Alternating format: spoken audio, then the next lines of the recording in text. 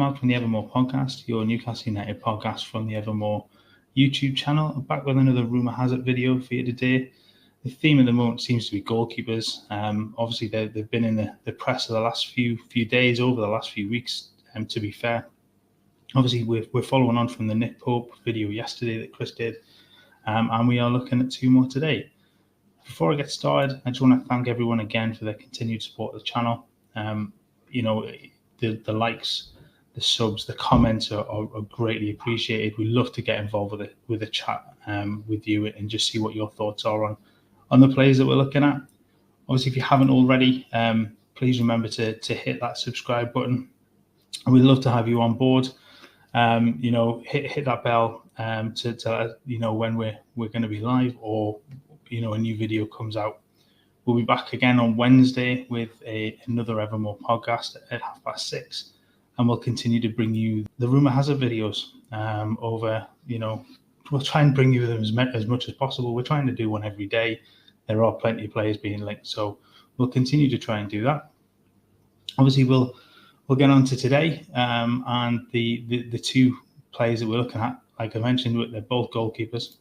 So we're looking at Yann Sommer from Borussia Mönchengladbach and Alphonse Areola, who is a Paris Saint-Germain player but has been on loan at pretty much every club in the world, I think, over the last few years. He sort of became a regular at PSG in 2017-18 and 18-19, and then sort of fell out of favour, obviously, with the signing of Keylor Navas and then obviously Donnarumma last season. And so he's fallen out of favour and it has been shipped out on loan again. He spent time in France at other clubs at Spain, Italy, and the Premier League. He's obviously played for Fulham in the Premier League and was at West Ham last season, who are the other club that are really interested in bringing Areola back to the club.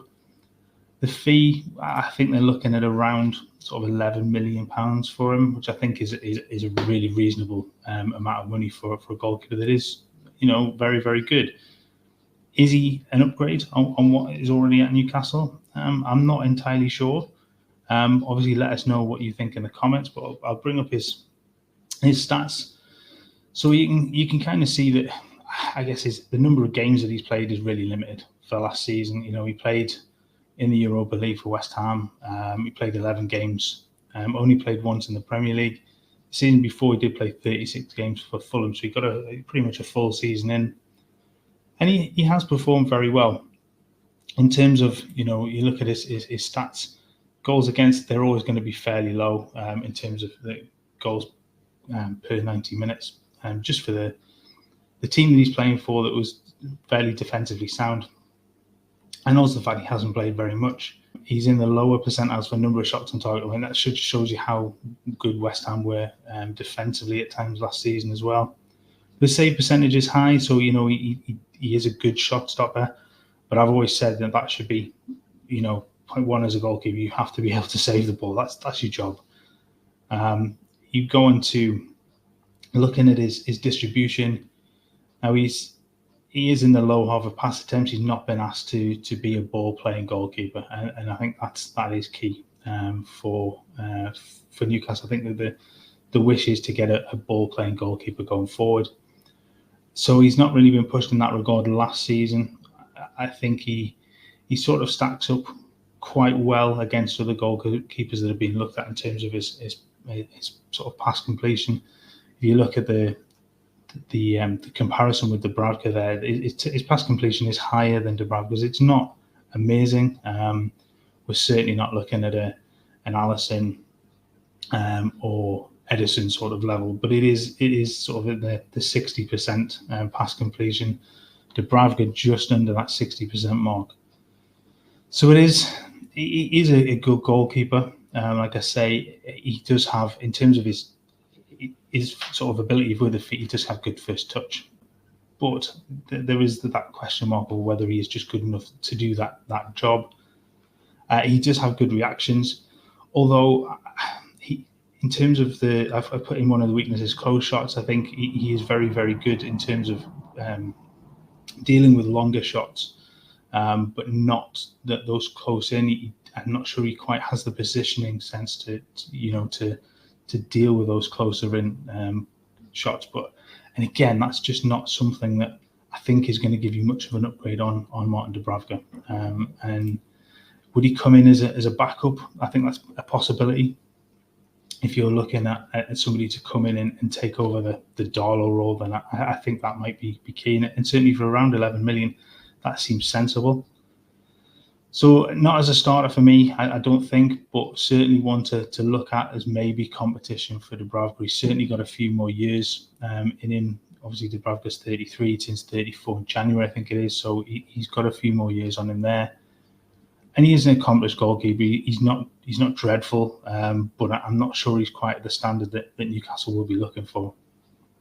In terms of Yann Sommer, again, I think he's on par. I think with Dubravka, you are looking at a player who's played regularly in the Bundesliga for the last 8 years. He has a very good record for them.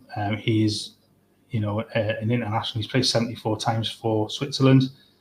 And he's been very, very good. He's one that I particularly don't want to leave Mönchengladbach, if at all possible, because I do follow them. I've got quite a soft spot for Mönchengladbach, so I would be disappointed if he was to leave. But he's a very good goalkeeper, and he's very good with his feet as well. He's very accomplished on the ball.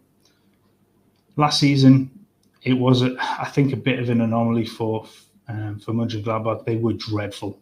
At times, the sort of the rot start of the season before, when Marco Rosa left, and it's just never got any better.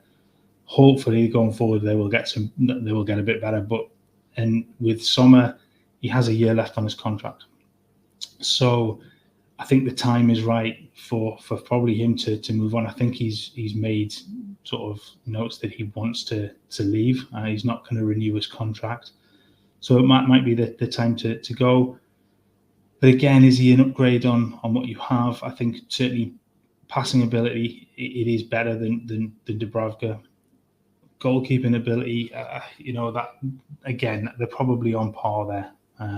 If we're honest, you look at save percentages, they are very, very similar.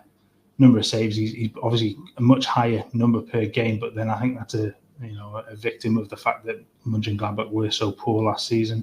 So yeah, it's an odd one with him, because I think as much as he is a good goalkeeper, and he's probably one that you would like to have in. I think if you didn't have Dubravka already there, if you were working with a Karl Darlow and a Woodman as your only two, then I think he would be ideal. But I'm just not sure he gives you that increase in ability that's already in goal for Newcastle. I think there was a comment from Paul Robinson who said he would be a good signing if he came in maybe as a backup and to provide competition. Given his history, obviously playing in the Champions League with Mönchengladbach, I can't see him settling for a backup role. I think Sommer will want to play regularly. He wants to be the number one, and at 33, he's about a month older than Dubravka, so he's going to want game time. He's not going to be happy coming to sit on the bench behind somebody else. So that might put Newcastle off in terms of that sort of up, and it might put Sommer off that move as well. But like I say, I think he is a very good goalkeeper. He's certainly one worth considering. Obviously, let us know what you think in the comments about both these guys. If you think they are worthy of pursuit by Newcastle, and sort of how you think they would do in comparison to Dubravka. I know there's a lot of fans of Martin Dubravka out there, and we had conversations yesterday about Nick Pope and him not being too much of an upgrade there. So I think Newcastle got to be careful here and not jumping in too much for a goalkeeper that isn't going to be, better than they already have, and certainly not spending an absolute fortune on a goalkeeper that isn't going to be much of an upgrade either. If you're looking around 10, 11 million pounds, then that's probably sensible for somebody to come in, provide competition and be a backup.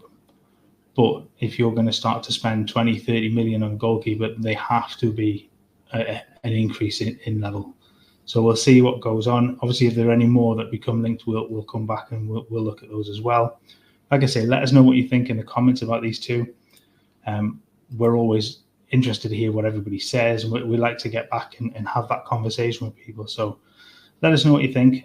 We'll be back again with another one of these as we keep going through the window. I think every day there are more and more links coming through. So we'll continue to bring the ones that we feel are interesting. If there's any that you think we haven't done and you'd like to see some stats on those as well, again, let us know in the comments who you'd like us to cover, and we can do that too.